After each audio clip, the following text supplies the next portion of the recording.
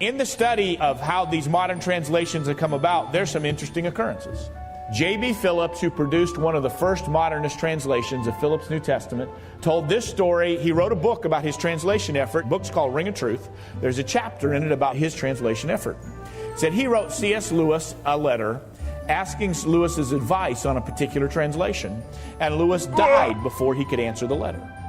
So he said he was sitting in his study one day, roaring fireplace, working on the Bible translation, and the ghost of C.S. Lewis appeared to him. Because Lewis did not want to go on to heaven and leave that letter unanswered. Polite man that C.S. Lewis is. According to him, he and C.S. Lewis sat and talked for hours about his New Testament translation after Lewis died. And when you hear a story like that, there's three possibilities. Your Bible translator is lying, in which case I don't trust him to translate the Bible. Or he's crazy, in which case I don't trust him to translate the Bible.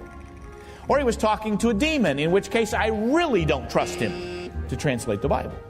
Westcott of Westcott and Hort fame believed in something called the communion of the saints. This is according to his son and according to his daughter.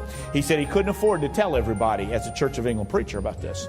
But he believed that when you died, your spirit hovered around for several months before it went to heaven.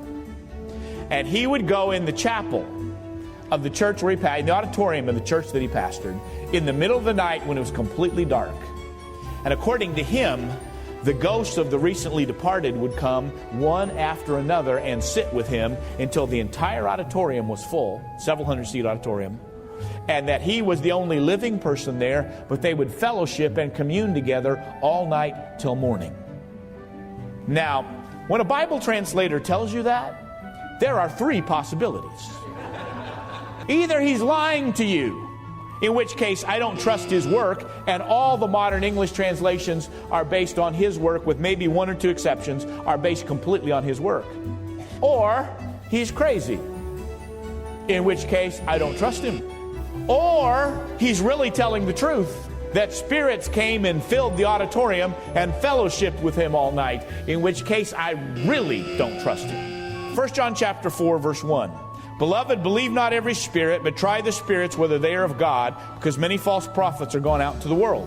Why the King James Bible? Why do the English people have something so special? I believe God's hand has been upon it in the fulfillment of His promises to preserve His Word, and He made it available to those people in England at that time because they wanted it so badly.